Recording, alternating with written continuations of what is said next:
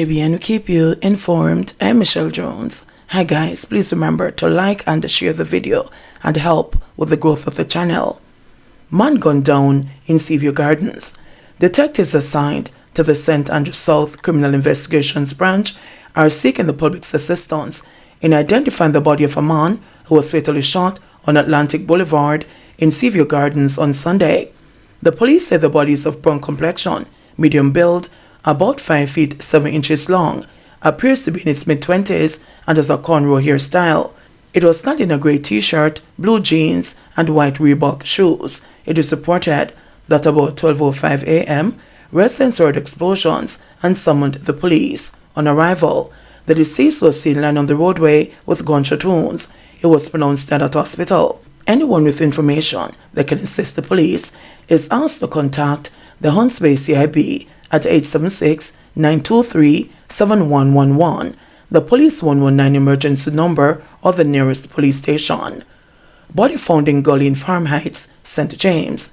The body of a man was found in a gully in Farm Heights, St. James on Sunday. The deceased is of a brown complexion, about 5 feet tall, medium build, and sports a cornrow hairstyle. It's reported that about 8 p.m., residents heard explosions sounding like gunshots being fired in the direction of a gully in the community. They went to investigate and stumbled upon the body of a man, which was lying in blood in the gully with multiple gunshot wounds. He was assisted to hospital where he was pronounced dead. Police investigators say the deceased, who is said to be in his 30s, is believed to be a man known as Damien. Probe underway into major payroll fraud scheme at the University Hospital of the West Indies. Fraud squad detectives attached to the Counter-Terrorism and Organized Crime Investigations Branch CTOC are probing a major payroll fraud scheme at the University Hospital of the West Indies, UHII. 4 people who are collecting salaries under the guise that they're employees of the hospital have been arrested and charged. The accused are to appear in the St. Andrew Parish Court on Monday. According to a source, almost $2 million has been defrauded under the scheme. The fraud was reportedly uncovered last year by internal auditors at the hospital. The police are continuing their investigation to identify employees of the hospital who may be involved in the racket. St. Catherine man pleads guilty to wife's murder. Tractor operator Peter Williams today pleaded guilty to the fatal stabbing of his wife during a domestic dispute at their home when he appeared before the St. Catherine Circuit Court. Walters is to be sentenced for murder on October 13. Justice Bertram Morrison set the date after Walters admitted to killing his wife. The incident happened on the early morning of August 26, 2022.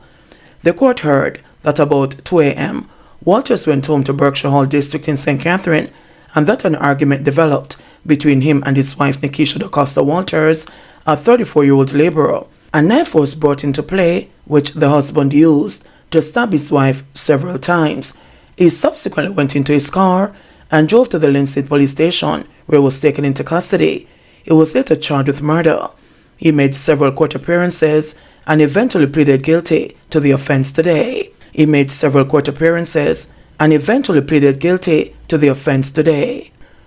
Black River student severely burnt in kitchen explosion needs $45,000 for airlift to America. Burn victim Akelia Dunkley, a 7th grade student of the Black River High School in St. Elizabeth, is in need of urgent assistance to raise $45,000 for air ambulance services to get to the United States for surgery. She is currently battling for life at the University Hospital of the West Indies in St. Andrew, suffering from complications associated with third-degree burns she is said to have received from an explosion which occurred inside a kitchen at her house in St. Elizabeth on Friday morning. A source said that the incident occurred while Dunkley was attempting to prepare a meal around 5 a.m. ahead of school. A gas cylinder allegedly exploded and fire burned her school uniform off her body. Her family has set up a GoFundMe account and is appealing for the public's urgent assistance in finding the child out of Jamaica, as well as help to cover medical expenses in the United States. For further details, people interested in assisting may call the child's father, Rupima Dunkley, at 876-383-5089. That's 876-383-5089. 5089 for further information. Cabbies staged peaceful protest over road conditions in Mobay. From as early as 6 a.m. on Monday, a number of taxi and bus drivers plying routes between Montego Bay in St. James and Wakefield in Trelawney turned out to protest over the shoddy roads they encounter on a daily basis. There were no downed trees, no debris strewn on the road, no fires lit, just drivers parked, refusing to offer their services and leaving commuters stranded. Every one of the taxi operators from Montego Bay towards Sign, Over River, Orange, Somerton, Lottery, Content, Goodwill were fed up of the bad roads, Kirk Gaynor said. He says he has offered his services on the Montego Bay to Wakefield route for the last 15 years and bus operators have reached their boiling point. Every week you put on a part, another one drop off, and so we decided this month that we're going to take it to the streets.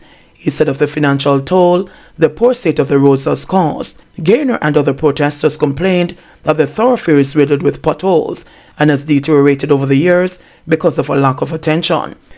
They pointed out that while they decided to keep Monday's protest clean, they could not guarantee that the roads would not be blocked during future protests if their demands are not met.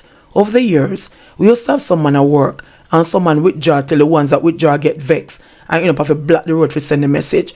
However, this morning, everybody come together and unite, which is good, explained protester Devontae Reed. He believes the authorities need to do better. When road license time come around, we have to renew. When fitness time come twice a year, we have to do that. And every other cost associated with operating, we have to live up to it. So them can live up for them in the bargain and make everything nice, Reed argued. Several policemen were at the scene of the protest, ensuring that law and order was maintained. Among them was the officer in charge of operations for St. James, Superintendent Euron Samuels. While we recognize the plight of the road users, and whilst we have no problem with peaceful protests, when it affects the free flow of traffic, we have a problem there. So what we're trying to do is to get them to clear the roads of their vehicles so both lanes can flow freely, he stated. Sent and man charged for allegedly shooting at shopkeeper. A construction worker has been charged with the breaches of the Firearms Act following an incident in Pimento Walk, Ochire's St. Anne on Saturday. 30-year-old Roshane Allen, otherwise called Coco, of Russell Hall in Parrytown, St. Anne, has been charged with shooting with intent, unauthorized possession of prohibited weapon, unauthorized possession of ammunition, and using a prohibited weapon to commit a felony.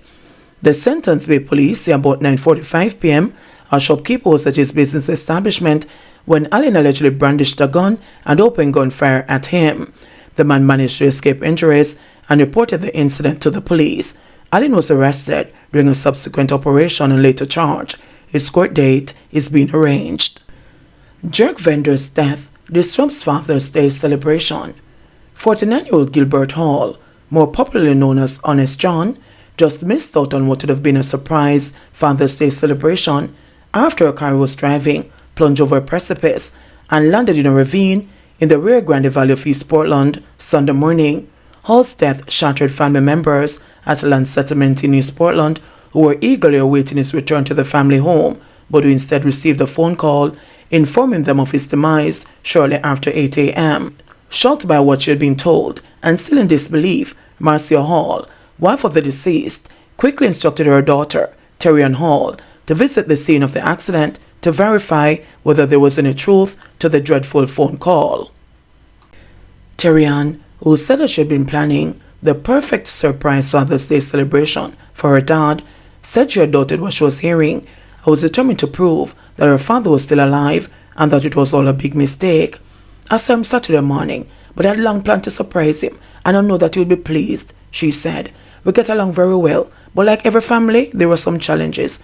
So everything was planned for today, June 18, but sometime at about 8 a.m., I received a phone call that there was a car accident and that he was killed, but we never believe, because me I say this can't be happening, not today nor ever. So I decided to visit the scene of the accident, and then I discovered that he died as a result of the crash.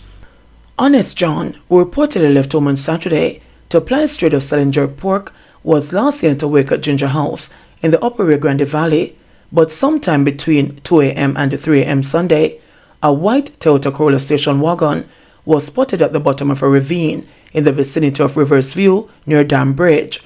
Come daylight, a search party managed to locate the mangled vehicle which was upside down under a big tree surrounded by shrubbery and thick vegetation, with the lifeless body of Honest John protruding through a window.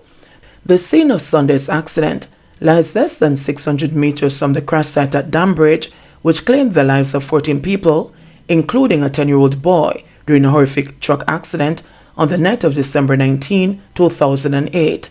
Police sources have theorized that Honest John may have fallen asleep while driving, which resulted in the vehicle running off the main road and over a precipice, plunging more than 200 feet into a ravine before coming to a virtual stop. JBN, we keep you informed. Please remember, like, subscribe, share, leave a comment, and click the notification bell to receive our daily news items.